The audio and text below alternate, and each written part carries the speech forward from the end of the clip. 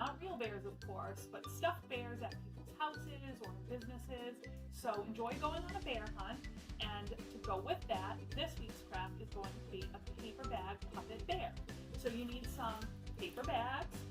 You'll also need papers, scissors, glue or tape, markers and crayons to decorate your bear. I used different size circles and traced them to cut out. So that's a good practice too. You can practice tracing. So you're going to need a big circle for a head, a smaller circle to go inside or on the head, another circle for a nose, 2 eyes, and 2 ears. And then I'm going to use a glue stick to glue all my parts on. You can choose different colors. I decided to keep my bear a brown and black color, but you might decide to put some wild colors on there or even patterns or shapes. And then I'm just going to put some circles inside his eyes. And I'll put another circle in his nose.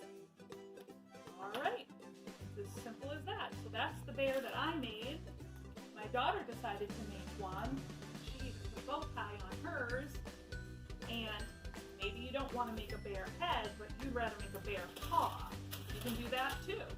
Have fun, and we hope to see you all soon.